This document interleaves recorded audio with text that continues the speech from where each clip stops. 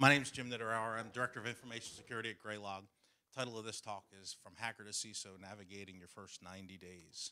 So what's the goal for today? The talk examines the disconnect between the hacker mindset and business leadership mindset. The goal here is to present a path for those that are very sophisticated in the hacking realm and not so much in the leadership realm, and give you a plan for success. So what we're going to do is we're going to examine the problem. We're going to look at how we would generate a plan for success, and then we're going to break that down into 30-day increments. We'll look at what we can do beyond that 90-day point, and we'll have some take-home lessons for you. So how did this come about? I was watching a tweet on Twitter, X, whatever you want to call it, Elon Musk's platform, whatever you want to call it. The question was posed, what would you do in the first 5 days of becoming a new security engineer, systems engineer at a small company? Well, as you can guess, the answers were all over the map. Everything from I'd learn what my team wanted to do, I'd sit there and figure out what the company was doing, I'd figure out how to assimilate, to I'm going to come in and burn the place down because their security sucks and I want to make this place better and I know what I'm doing and they haven't done it right for the last 30 years. So that got me thinking about how can we train people that have a great mindset in the hacking realm and bring them into leadership roles where they're desperately needed. And that's what brought about this talk. So first, what's the world's perception of a hacker? Well, there's the obvious, right? The world's perception is greatly influenced by the media. In reality, a hacker is anybody that does something in a new and innovative way. That's really what a hacker does. They change how something's done with innovative thought. That's all it is, nothing different. Not evil, but the world perceives hackers as being evil, people that have malicious intent. But if we take a minute and you think about all those stupid TikTok videos, 99% of them are people hacking things, cooking hacking. I didn't know this thing did this, or how to use this device, that, or this can opener. What's that little slot for on the back of an outlet, right? Well, it's a wire stripper, but who knew that, right? That's hacking. What's a CISO? Well, CISO, a bunch of different things, but CISOs are viewed as the office of no. The reality is CISO's goal is to balance the security of the business, and I say security from a risk perspective. They're supposed to rein in risk while allowing the business to pursue its goals. Now, how much risk should a business tolerate? Any answers?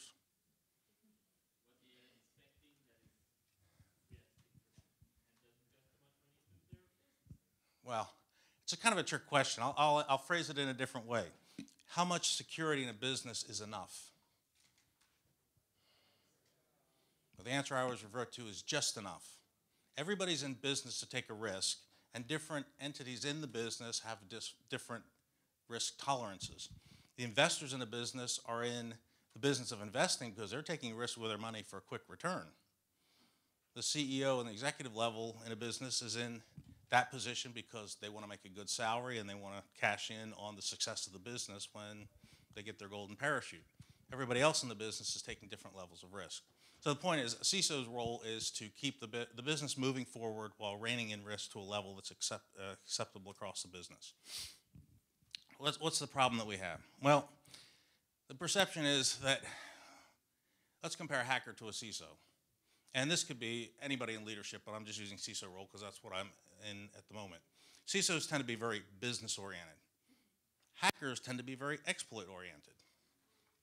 CISOs tend to lead teams, bigger teams. They lead across teams and lead leaders of other teams. Hackers tend to work in smaller teams, red teams, blue teams, purple teams. CISOs tend to be less technical. Hackers tend to be highly technical. CISOs are very risk-aligned. Hackers are very risk-binary. And what I mean by that is it's either secure or it's not secure. That's the hacker mindset, right? Whereas a CISO is looking at the whole picture from a 10,000-foot view and saying, what risk can I accept, what risk can I not accept? CISO is focused on security versus usability. Hackers are always focused on security first. CISOs usually look at regulatory and compliance issues, and hackers say, what the fuck is compliance?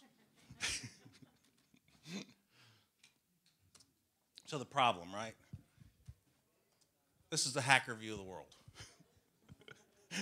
Hackers rarely understand business goals, and leaders rarely understand the hacker mindset on things. So there's a big disconnect.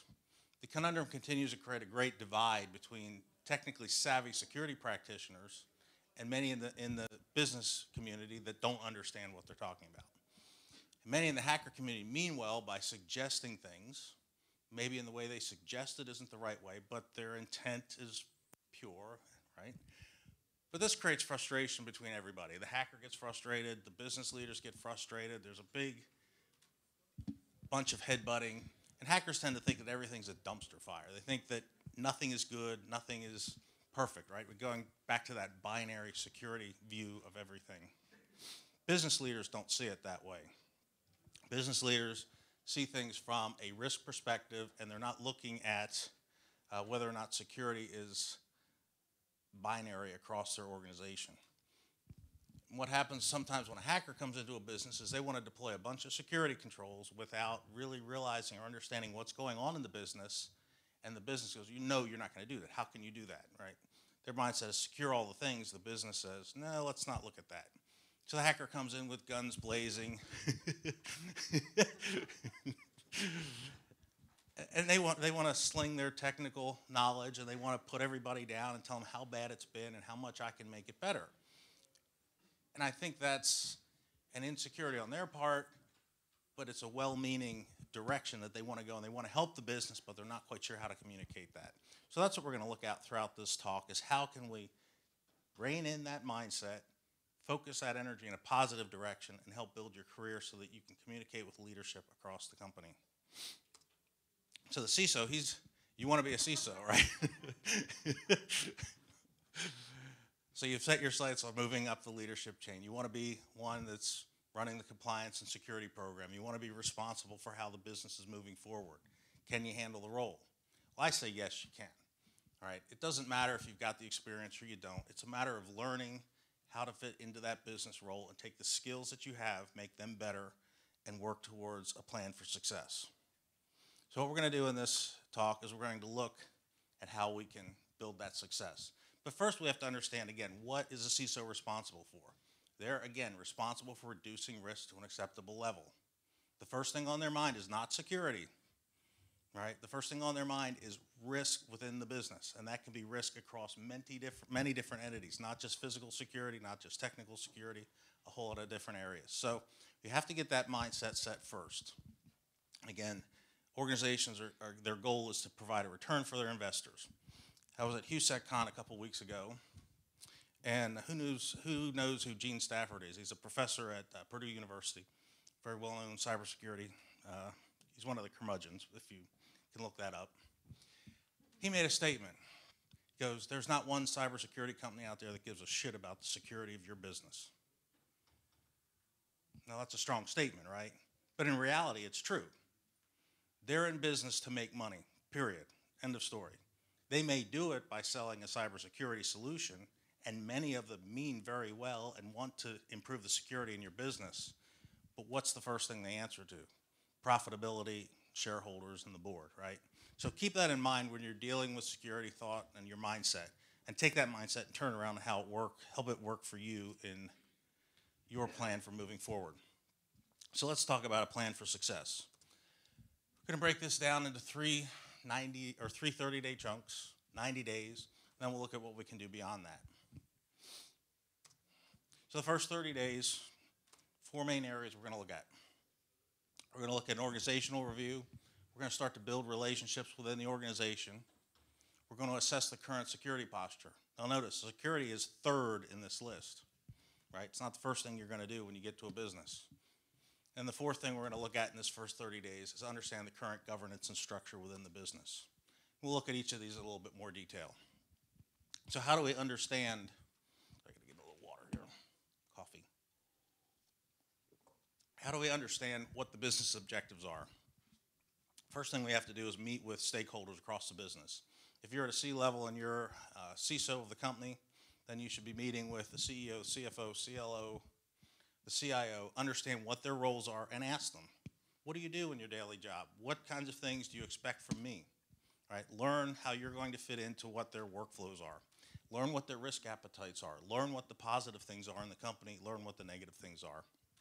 Start reviewing key documents. Start going through your security policies, business plan, website. Look for gaps in that. Look for things that you might have questions about. Maybe you see something that's missing from your website.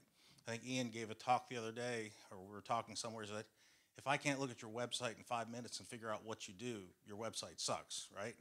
Well, maybe you're one of those people who comes in, you don't throw that out there in those words, but you see that the website, hey, I see that our website's missing these kinds of things, and I'm used to having these out there in the past. How do we fix that problem? How do we go about making that better? I think that would help our business. And then start understanding the regulatory and compliance requirements for your business. This is going to vary from business to business. Second part of this is building relationships. Meet with the key stakeholders. Meet with the executives. I would even meet with the board of directors if you have access to them. Right? Get to know them. Ask them questions. What do you like about our company? Where do you see room for improvement? What do you see my role in this company being? And then start working your way down through the organization by talking with directors, managers, having team meetings. And then if your company does all hands meetings, I would start doing presentations during those meetings to describe what you're doing as you work through this 90-day plan. You also want to bond with your security team, your compliance team, and I would hope in a more modern business, the IT team would come under the CISO. In my mind, IT should be owned by the CISO, not the CIO. The CISO has to push security to the IT team. That's the basis for security in an organization. So you should own all three of those areas, or at least have a good, strong say in how they operate. But you have to bond with that team. You got to learn what are their skill sets, what are their motivations, what are their frustrations, do they have the tools that they need, right? What do they think about the company? Help work through all of those things. And then you start having to develop a leadership network, both internally with other stakeholders in the business and externally, going to conferences like this, meeting people outside of your area who may be in the same role in a different company, right? Join an organization that provides access to community for those types of things. Third part of your 30 days is going to be to review the policies. Look at the paper versus the practice. A lot of companies have a lot of paper, but they don't have a lot of practice. Right? One big area, and we were talking about this the other day, is data classification. SOC 2 requires you to have a data classification policy. How many companies enforce it, right? Those are the kinds of things you want to be looking for when you're going through your documentation. What do we have that we need, that works? And what do we have that we don't need? What is all this crap that we have that we don't really need? Do we really need to have all these policies if they're not doing us any good? Start evaluating the technology stack.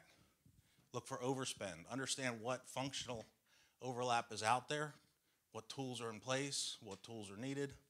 Start reviewing your recent audits and incidents, and look at some of the incidents and see if those incidents have been remediated to a level that is acceptable for the risk that your business has.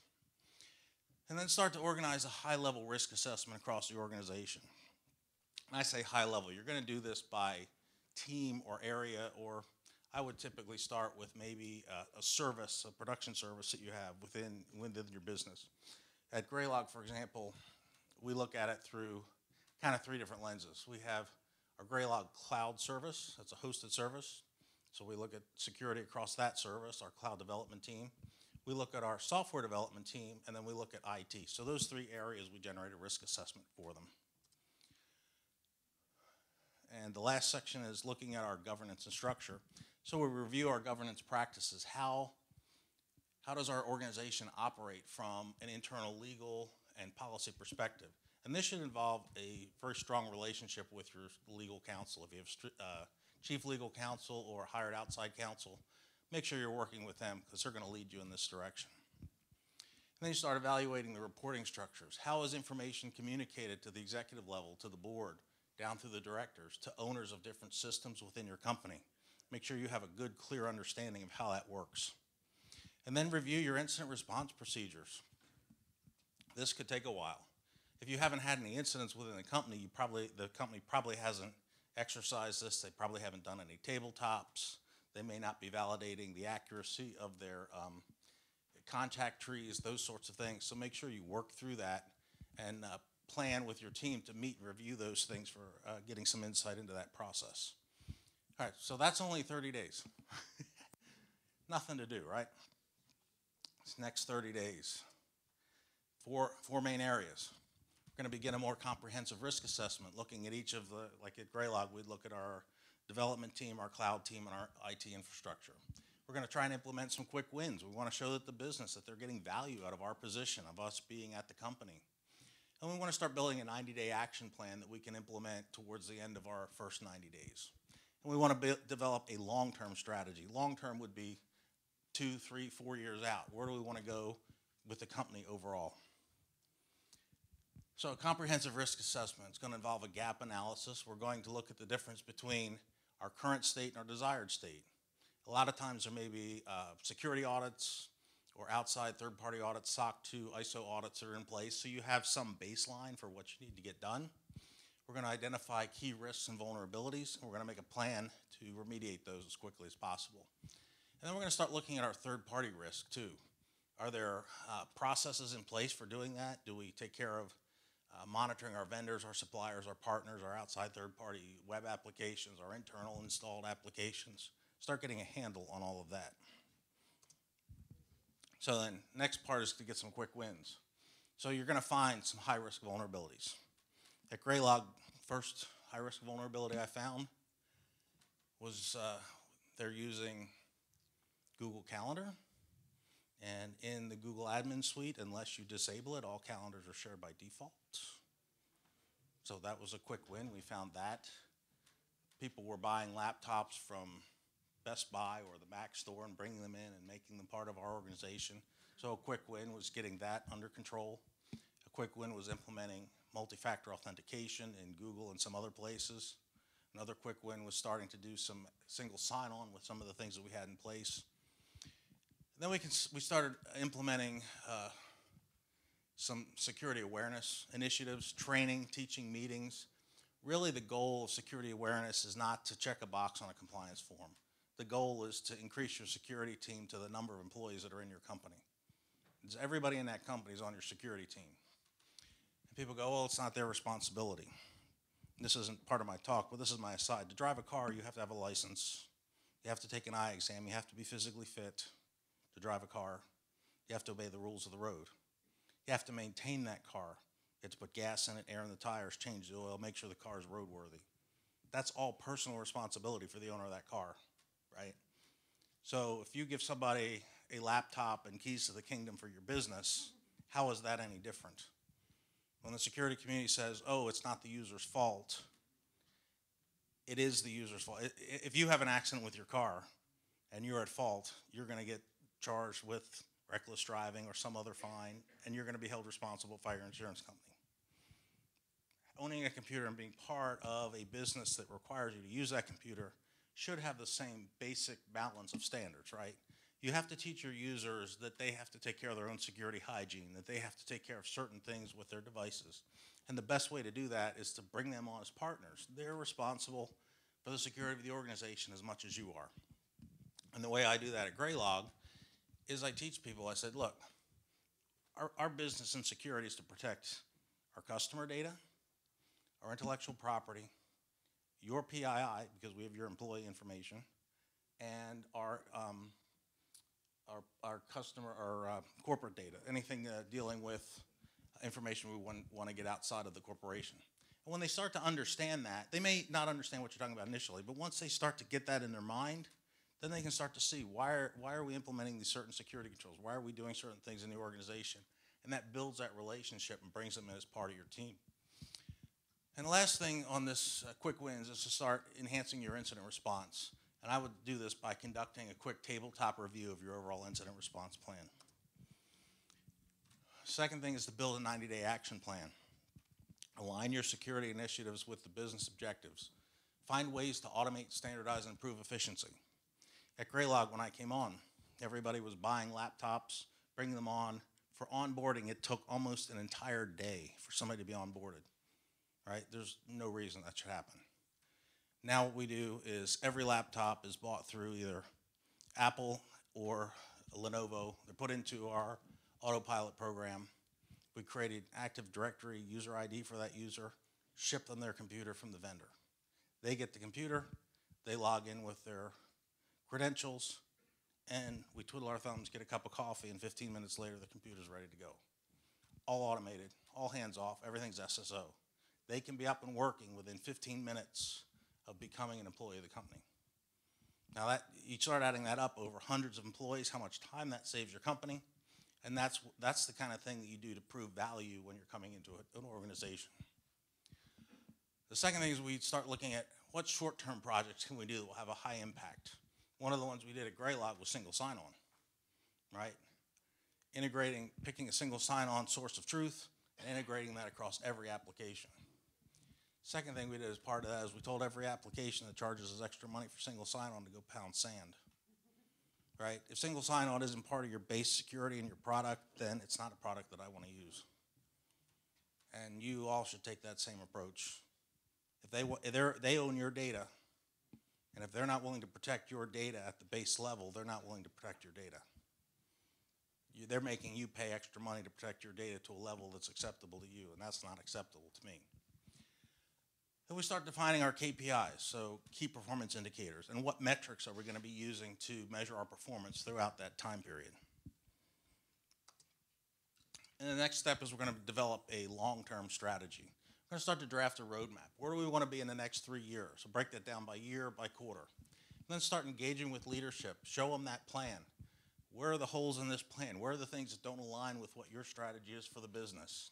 Start getting feedback. Understand the security culture in the company and make sure that what you're wanting to implement is going to take the company in a direction that they want to go. So now you've got 60 days under your belt, already making some wins, already moving ahead. So the last 30 days here is going to be the hardest, but you'll start to see the most results. So the first part is you're going to start finalizing a security strategy. What are the biggest gaps that we found during our risk assessment? What are the ones that we want to address? We're going to strengthen our security governance, make sure that's operating effectively within the business so that we can grow the business. And I'll explain what I mean by that in a minute. We're going to execute some medium-term initiatives. We're going to start continuing to foster that security culture, and we're going to develop more reporting and accountability. So I'm finalizing that strategy. We're going to set all our security policies. We're going to make sure that we have the people, processes, and technology in place that will make those security priorities happen, and we want to make sure that they're all risk-based. We don't want to waste time and money addressing security issues that don't lower the risk or that aren't a risk to the business. All right? We want to then create a final security roadmap that includes short-term, mid-term, and long-term goals. Short-term I would call 6 months to a year. Mid-term maybe a year to 2 years, and long-term 3 years down the road. And when executing these will all obviously overlap, but it breaks it down into a consumable package where you can actually get some things done. And then you want to make sure that when you're finalizing the strategy that you can secure the funding. And the funding doesn't include just the dollars to buy the tools. You're also going to need the dollars to train people to use the tools, the people to use the tools. All of those things go into that budgeting process. Next part is formalizing our security policies. First thing I see with a lot of companies is they have very long, very complex policies that users don't understand. And the users are the ones that are supposed to be implementing the policies. So what we've done is we pared back our policies, separating out our policies, our procedures, and our standards. And what I mean by that, a policy is simply a statement. We will do X. We will implement two-factor authentication. That's a policy. Or we will implement two-factor authentication across all devices XYZ. The procedure will tell you how to do that, and the standards will be to what level or what tools you will use to do that. Policies should change rarely, right? Usually if a policy changes, it's outdated, it goes away. Procedures change regularly, depending on operating systems, depending on implementation. Standards change sometimes, depends, right, on what you're doing there. And then I would create a committee that I would call a steering committee, a security task force. Some people they have other names for them. But this will be a cross-team representation of people from every system within your organization. And their goal is to improve policy implementation across your organization and to do it in such a way that they're not disrupting operation and making life easier for you. So how do we execute on mid-term initiatives, medium-term initiatives? So we invest in security tooling. We make sure we have automation and process improvement in place. We consolidate function. I can't tell you the number of times I've gone into a business and they have 6 different tools. All of them do 90% the same thing, and they're paying a lot of money for them. They bought tool 1 to do this one thing, didn't realizing it did the other 10 things they needed, and bought 10 other tools to do those other 10 things, right? Figure out how to reduce your budget, consolidate, get down to simple use of tools to do these things. And I'll give you an example. And I'm not bashing any vendor here. When I came to Graylog, we were using Tenable. Tenable is a great security scanning product. You can either do it remotely or put an agent on a device. And at the same time, we were using Azure AD with Defender for Endpoint. Well, Defender for Endpoint has a vulnerability add-on that you can turn on for $3 a device. You turn it on, and it's going to give you more information than Tenable ever hoped to give you, and I could get rid of Tenable and cut that budget out.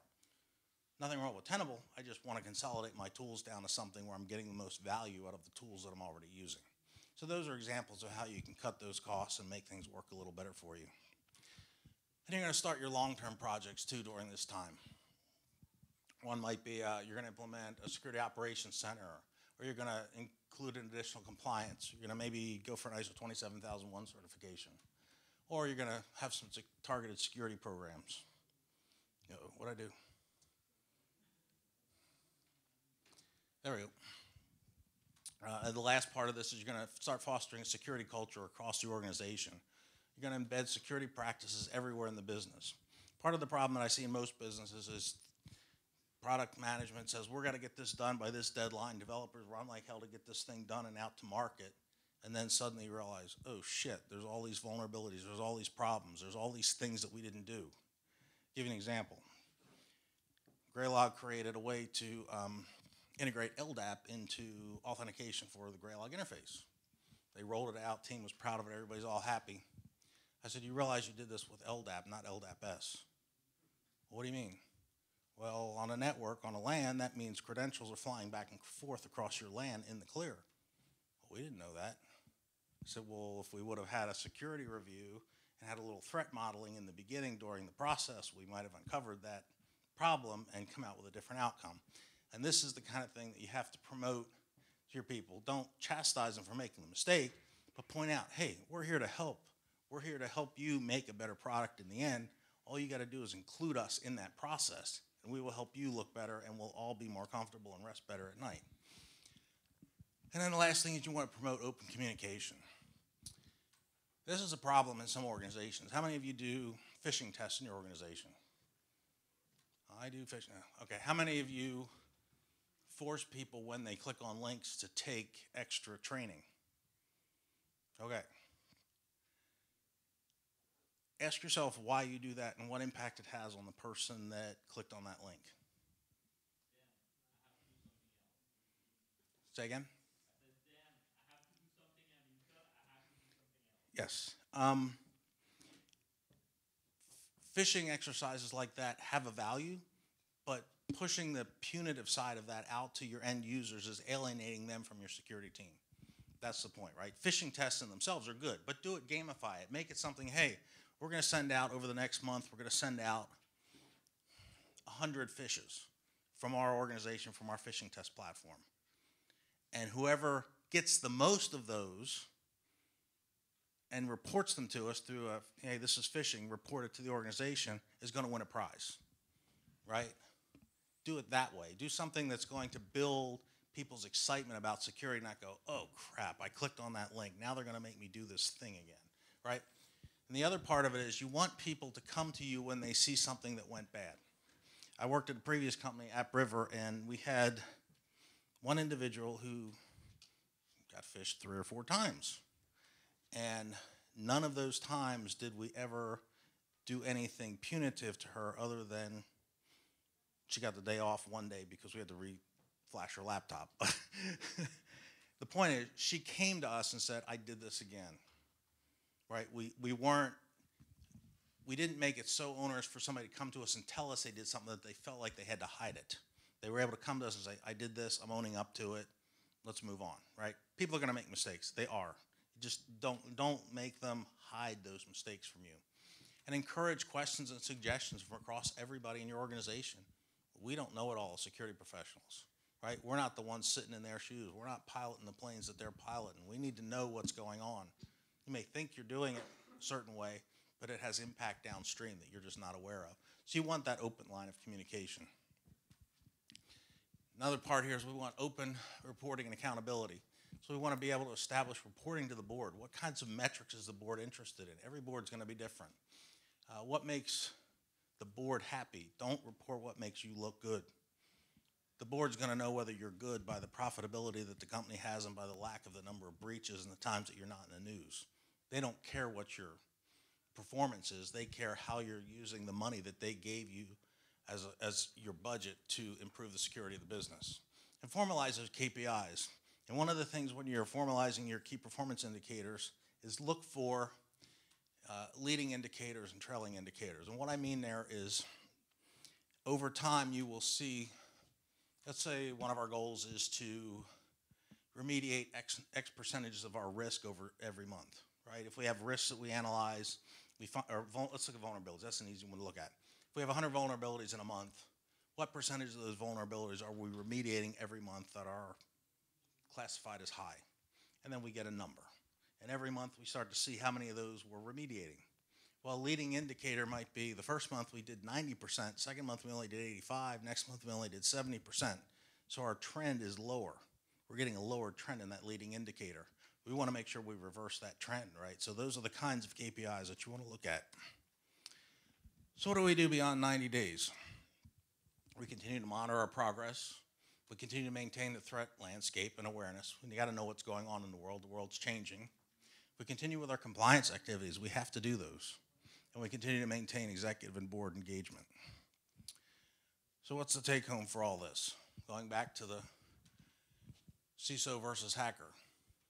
How can you go from the right side to the left side, changing your mindset, changing how you interact with the business, yet retaining all of those great skills and insights and things that you already own as a hacker, and move that into the business world, help move the business forward and grow the business. I would say that people from the hacking side of the world have a great opportunity to move into business leadership and make aggressive changes in the way things are done and really change the way the workflow works in pretty much any business. You just have to be willing to do it, and you just have to be willing to know that you're not always right, but you may be right one day. And here's a book, if you're interested. You probably have heard of this book. I require everybody that I work with to read it. It's very detailed. It goes into much more insight than what I gave you today, but it's one of the best books out there for getting people on board and giving them a plan for their first 90 days. So that's all I've got. Any questions, concerns? I know it was a lot of information. I can, here's my contact info, so if you just hit me up there, that's my Twitter account. If you just hit me up on Twitter, I can send you a link to the slides. Question? Yeah, you did not talk so much about having, making sure that your team, your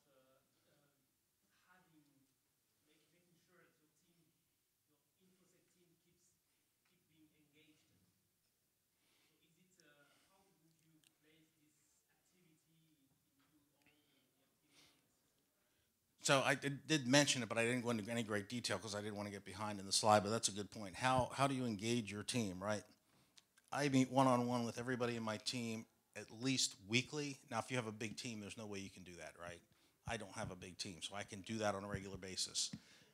Once I would get to, let's say I had 10 people on my team, I can't meet with 10 people every week.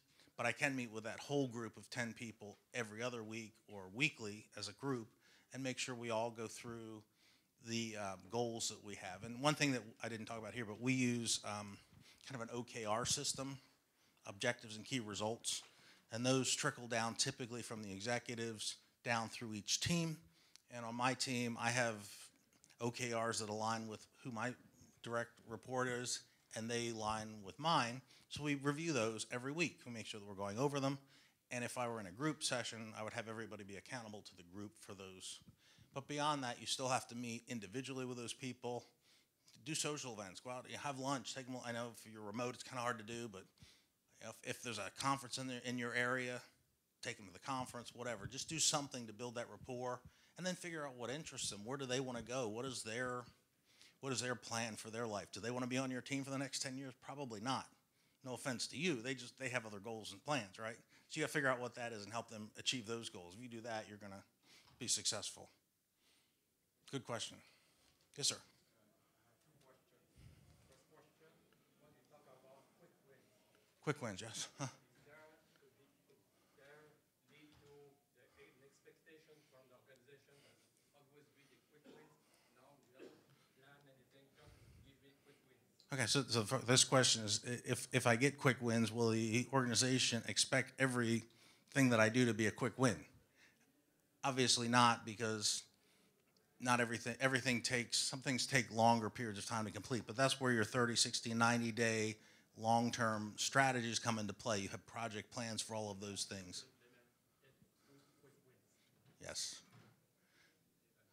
Second question. Okay. How can you turn the security as a cost center to a partner in the organization? Because it will be always be a cost center because I have to pay, you have to, why I have to pay for that? What's the benefits that always oriented as a cost center? So he said why security is viewed as a cost center in a business. And security should not be viewed as a cost center, but it is. Unfortunately, it doesn't make money for the organization. But one way it does make money, for example, remember I explained how we reduce the onboarding time using Intune and Azure AD to bring our people on board? The business level from the help desk, they would help them. The help desk is under security. IT is under security, right? So, but what my point is part of the tools that come with that tooling that we used to do that thing, to onboard people, has other security implications that would catch and reduce our risk profile without additional costs to the business. So it's a win-win because we're spending money to improve a process instead of hiring an employee to onboard somebody, or instead of taking a full day to onboard everybody, right? We're doing that automatically, that's a dramatic cost savings to the business. Sometimes it seems like an insurance. Why do I need an insurance for? Why do I need to pay an insurance? It never happened. So why do I have to pay for that? Yeah, that's a question you have to answer with your board. I don't know. Yeah, that's again, what do you do with your risk? Yep. The cost benefits versus partner. Yep. Got a question in the back, and then we'll get to you, Jim.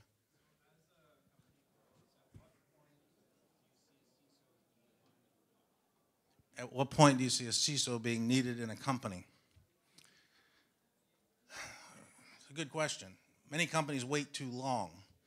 I think it depends on your revenue to headcount ratio.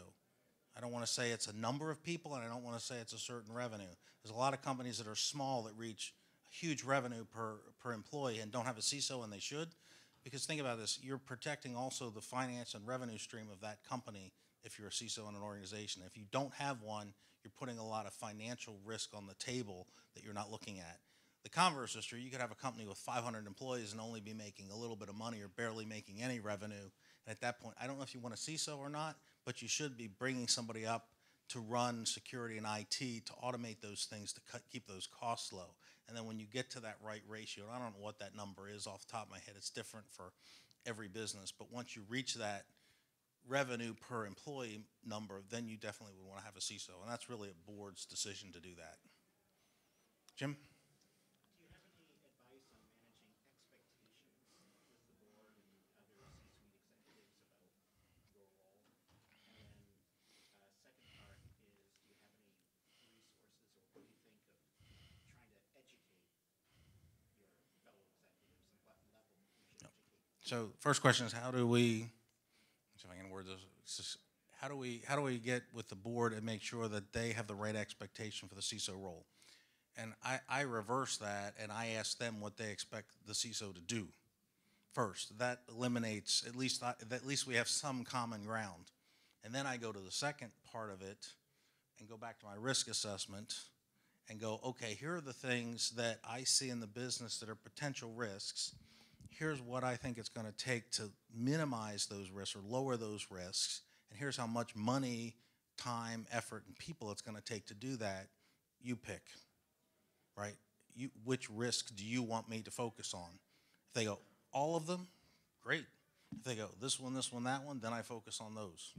And if they have questions, they go, well, we might want to consider the impact of this versus that, right? So kind of, I hope I answered your question, but that's, okay. Any other questions? All right, appreciate your time. Hope this was helpful. Shoot me a message and I'll get you the link to the slideshow.